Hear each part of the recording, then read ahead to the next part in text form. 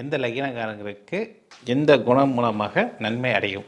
பொதுவாக பார்த்தீங்கன்னா 12 லக்கினத்தில் முதல் லக்கினமான மேச லக்கினக்காரங்களுக்கு 5, 9 சாணாதிபதிகள் அந்த தசாநாதனோ அல்லது புத்திநாதனோ வரக்கூடிய காலகட்டத்தில் அவங்களுடைய பேச்சும் அவங்களுடைய திறமையும் அப்புறம் அவங்க எடுக்கிற ஒவ்வொரு முயற்சியும் வெற்றிகரமாக அமையுமானா நிச்சயம் அமையக்கூடிய வாய்ப்பினை உண்டு.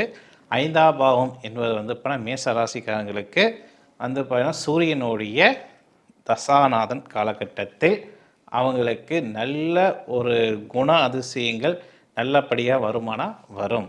உயர்ந்த எண்ணம், உயர்ந்த நோக்கம், உயர்ந்த சிந்தனை பார்த்தீங்கன்னா சூரிய பகவானே அந்த மேசராசி நபர்களுக்கு கொடுப்பாங்க.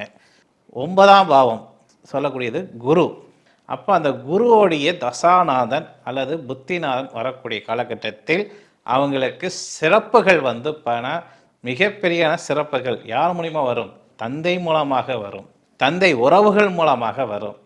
அந்த சமயத்தில் உங்கள் ஜாதகப்படி சூரிய பகவான் நல்ல அமைப்பில் இருந்தால் மட்டும் நான் சொன்ன மாரி நல்ல எண்ணம், நல்ல நோக்கம், நல்ல திடமான ஒரு திட்டத்தை தீட்டக்கூடிய ஒரு வாய்ப்பினை ஏற்படுத்தி கொடுக்கும். இதே அதாவது 5க்குரிய சூரியனோ அல்லது 9க்குரிய குருவோ உங்கள் ஜாதகத்தில் சரியில்லாமல் நிலையில் இருந்தால் அந்த தசாநாளம் காலகட்டத்தில் பார்த்தீங்கன்னா பிரச்சனைகள் வருமானா நிச்சயம் பிரச்சனைகள் வர வாய்ப்பினை உண்டு அப்படின்னு சொல்லப்படுது.